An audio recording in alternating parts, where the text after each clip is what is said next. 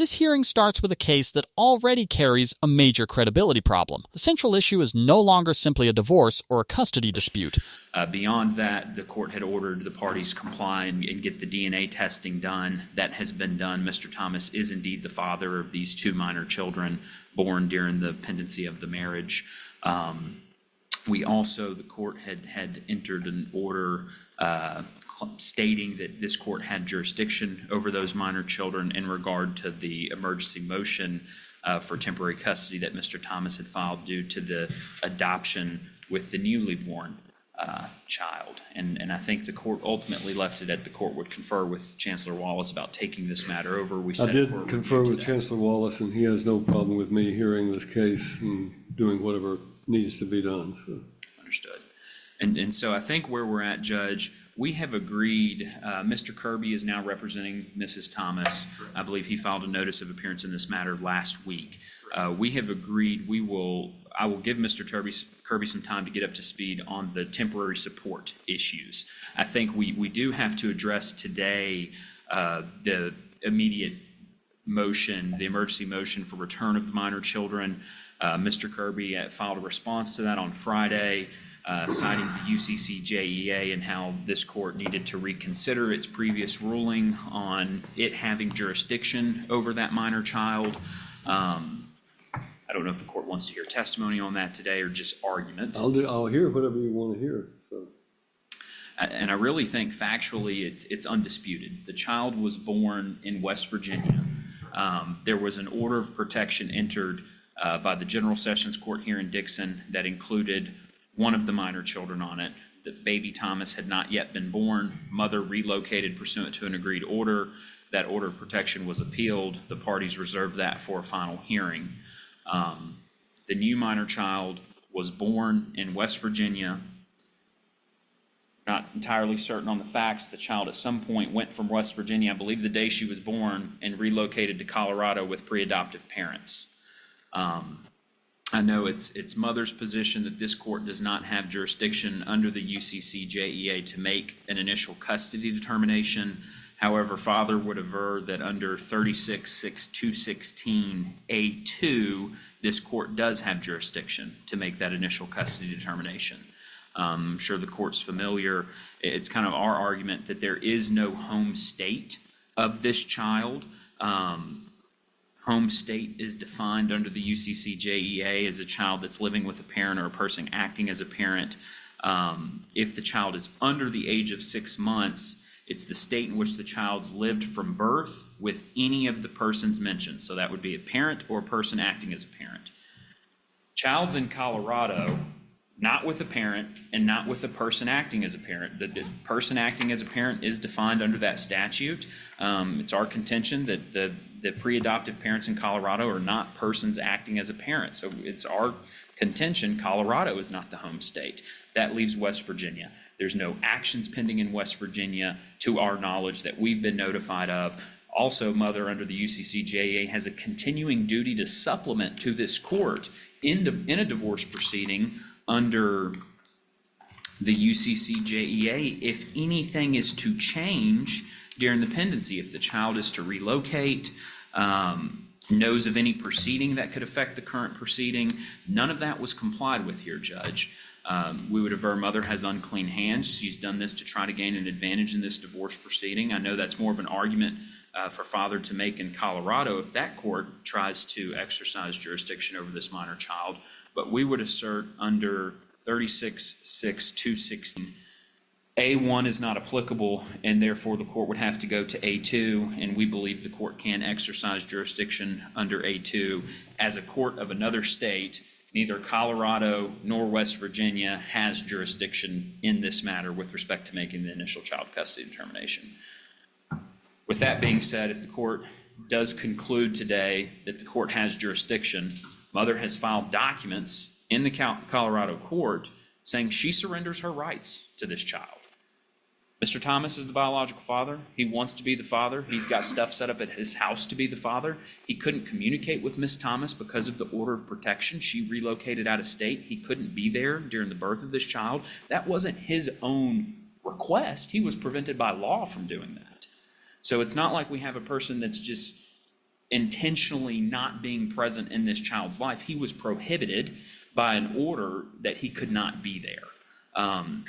So we are requesting that if the court determines that it has jurisdiction, that the court issue an order, a temporary emergency order, transferring custody of baby girl Thomas, who's located in Colorado, to Mr. Thomas, which also brings significant concerns to the party's other minor child that is in mom's care, custody, and control. She relocated and he's had no contact. When he finds out, and I think they're going to say there was some knowledge about him having knowledge of an adoption proceeding. He was not, they didn't communicate. There was an order of protection. He has serious concerns about this other child that's in mother's care. When you take one child and put her up for adoption and you surrender your rights, that he doesn't know where this other child's located. He doesn't know what's going on with this child. So he has significant concerns about the mother's fitness to care for the other child as well. So we're asking the court to, if the court determines it has jurisdiction in this matter, to make the initial custody determination to award him temporary immediate parenting time with these two minor children. All right, you and Mr. Thomas have a seat over here at the table. Let me hear from Mr. Kirby, and then we'll start. Judge. Morning, Your Honor. Good morning. I'm coming into this court late in terms of this case, so I apologize about that, but I got hired and filed an agreed order for substitution late last week and filed a response to this motion. I was not present at what happened previously. I can't speak on that. But what I can say is this, that there was a statement made by opposing counsel in terms of Mr. Thomas wants to be a part of these children's lives. I think that would have been something that should have been considered prior to him domestically assaulting, abusing, emotionally abusing the mother of these children at this point, to which he's not only pled guilty to the actual action, he's also pled guilty to a violation of the order of protection as well, and that's here.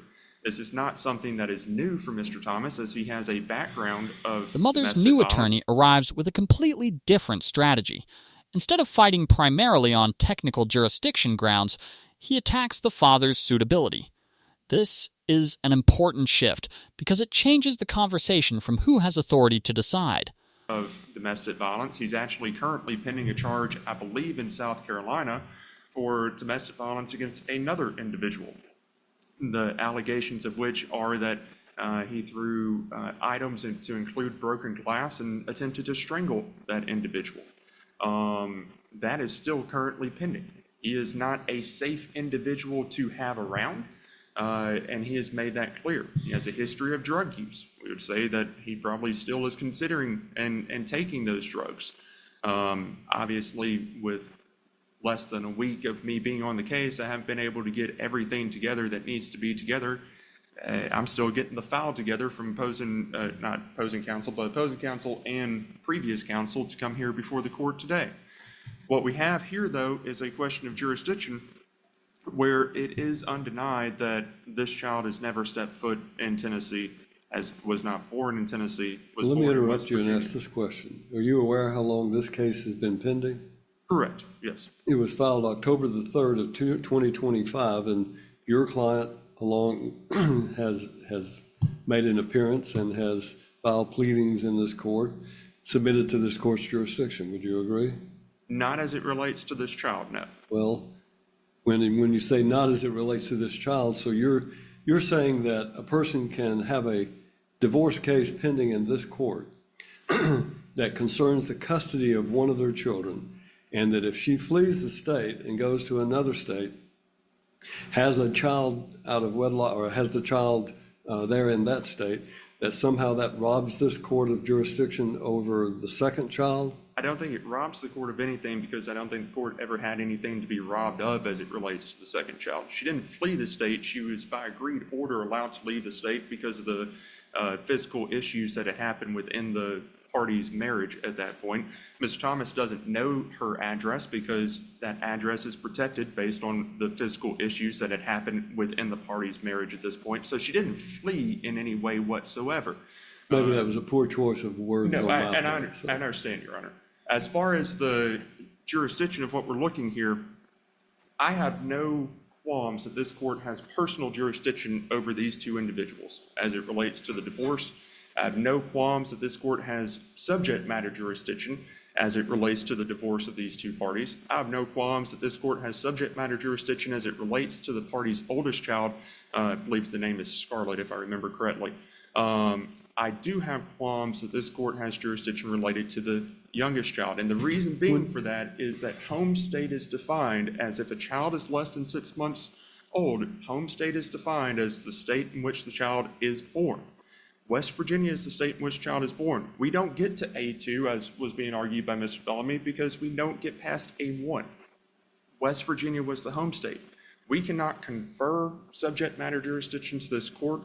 These parties cannot agree to subject matter jurisdiction to this court. We have had many cases previously where we have a divorce going on in one state and we have to bifurcate it to the extent that custody has to be decided by a different state. I've had issues where custody is being decided by one state and it's bifurcated where child support is going to be decided by a different state. We have those issues pop up continuously, and this would be yet another issue of that point. When there is a question of UCCJA, I believe the next step, I think what the court is required to do, is to communicate with the judge of that other jurisdiction. We know what that other jurisdiction is. My understanding after talking to my client is that there was an ICPC between West Virginia and Colorado for the purposes of the adoption. I do not have a certified copy or a copy of that to hand to the court today. Again, I apologize. I'm coming into this late. I know that. I didn't file a motion to continue this because I know the court wanted to hear about this part of it. But I think Colorado has the open adoption right now. Mr. Thomas has representation in Colorado for that adoption at this point. He has every right to litigate that adoption in Colorado. And the adoption, as we all understand, would also be covered by the UCCJA as well. Child custody includes the idea of adoption litigation. I think it is most appropriate and the best next step, and I think what is actually considered and required by the UCCJA for this court to have an in-camera conference with the court that is doing the adoption litigation in Colorado and then discuss it from there. I don't think this court has the jurisdiction to take anything away from Colorado. I understand where the court's coming from. I do. But I don't think this court has the power to say, Colorado judge, you've accepted this. You've accepted these documents. You've accepted this litigation. But me sitting here in Tennessee, I'm going to take that away from you. Whatever happens after y'all's in-camera review, we can deal with that afterwards. But right now, I think that is the next step. As far as the argument of this child needs to be returned, or I shouldn't say returned, this child needs to be given for the first time ever to Mr. Thomas, there's a couple things I would say about that. One, my client hasn't abandoned this child in the sense of just not having any communications with what's going on or not caring for the welfare of this child. In fact, she is sending breast milk to this child on a regular basis to the presumptive adoptive parents in Colorado. Why is she giving this child up for adoption? This was a child, this would have been 5 children in her home at this point. She has 4 other children, including the oldest child that's at issue here. This child there is some postpartum issues. This was something that was discussed, my client would say, prior to the order of protection being in place between these parties. It would be my client's statement that the father said on many occasions, or at least one occasion, I should say, that he would sign the adoption paperwork for that child if she signed the divorce paperwork. The mother's explanation introduces a major tension that shapes the rest of the hearing. On one hand, the adoption is described as a thoughtful plan that existed before birth. On the other hand, the father's side portrays it as a unilateral decision that deprived him of participation. That's not where we're at, and that's not what's going on. Say that they never had any idea of adoption, that's false. They had talked about the adoption as it relates to this child. Was he given specific notice? I can't say that. I wasn't on this case when it happened. I'm going to defer to Mr. Bellamy saying that he got specific notice only when he got served. That's the best explanation I have as far as that's concerned, Your Honor, where they've had communications with it. This was a plan from the beginning. These were pre-adoptive parents. that in Colorado that had been a part of this pregnancy throughout, is my understanding of this. This was always the plan, is my understanding. As far as taking that child and giving it to Mr. Thomas for the first time, a couple things that I want to say about that. One, we have an older child that's not even seeing this father right now because of all the protective issues that we have in place. Two, we still have pending criminal charges. Three, we still have an order of protection that's in place right now.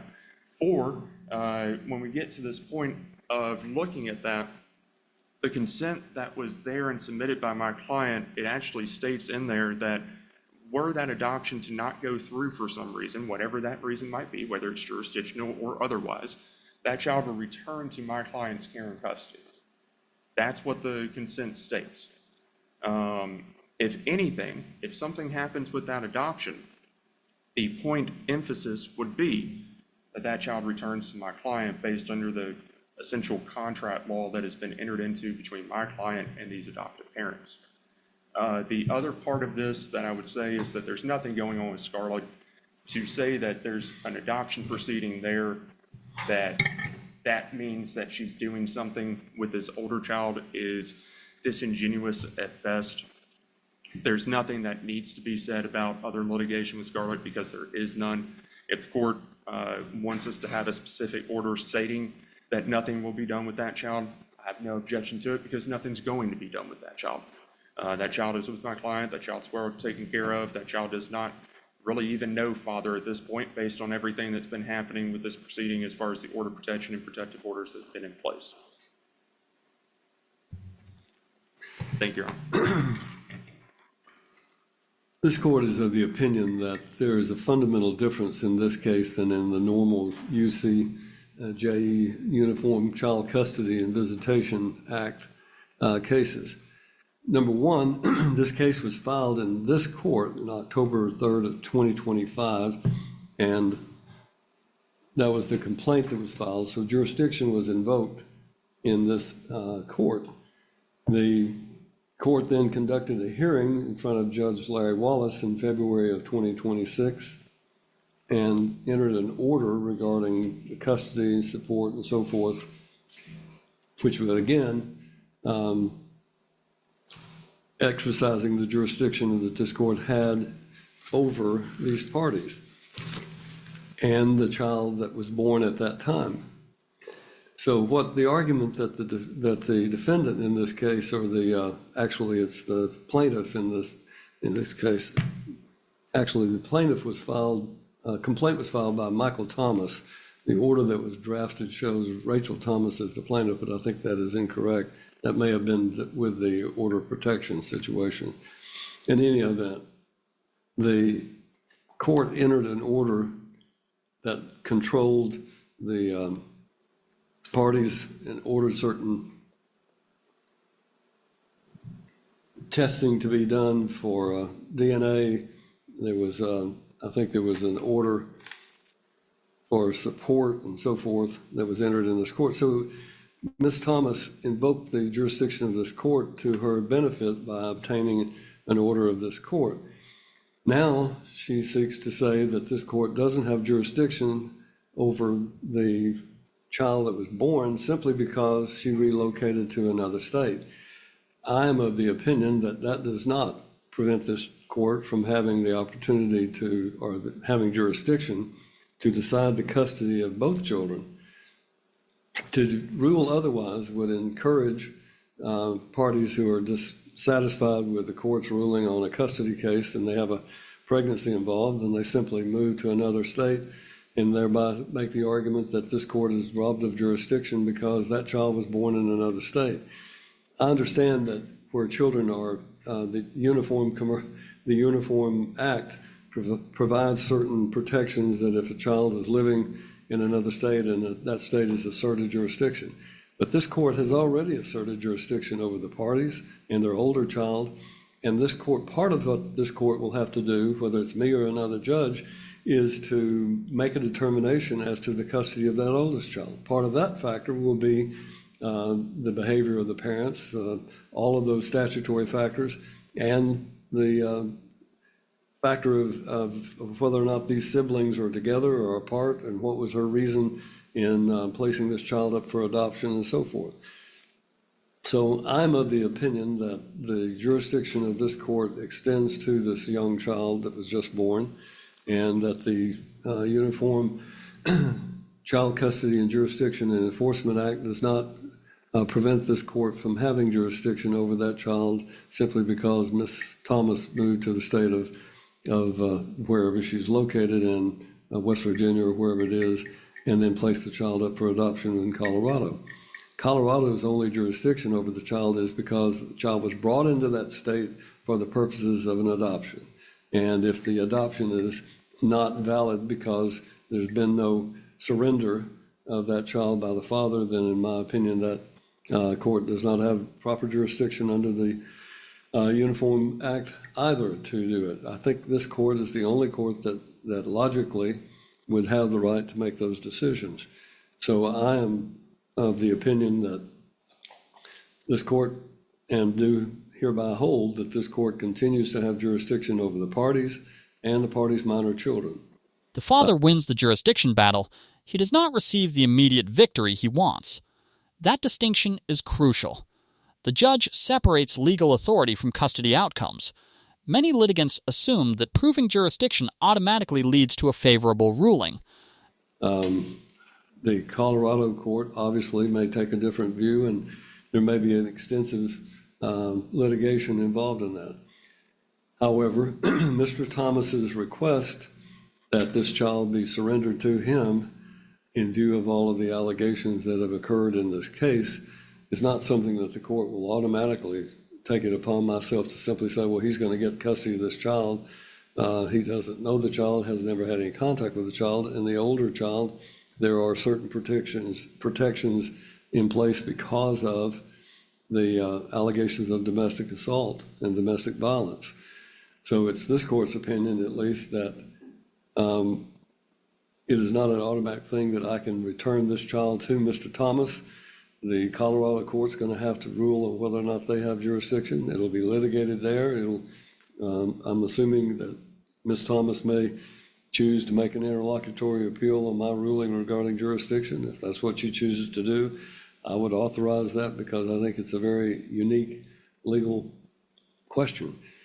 In the meantime, Mr. Thomas's rights are protected against this court, at least under this court's order, from any surrender or any termination of his rights for failure to have a relationship with the child because he's attempting to do so, and this court is of the opinion it would not constitute abandonment that would result in a termination. Then that brings us to what are we able to do at this point other than my ruling that we have jurisdiction. I think it's going to require, before I can do anything about that child, we need to see what Colorado is going to do regarding their I don't think West Virginia is really the issue.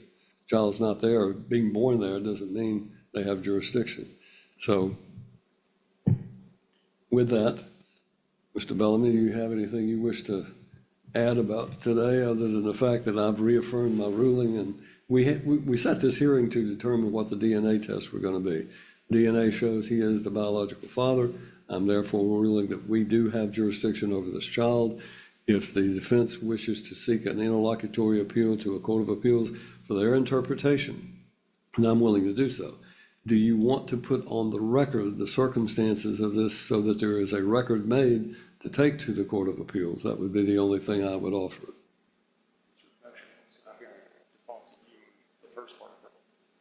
Judge, just a few things if I could add briefly.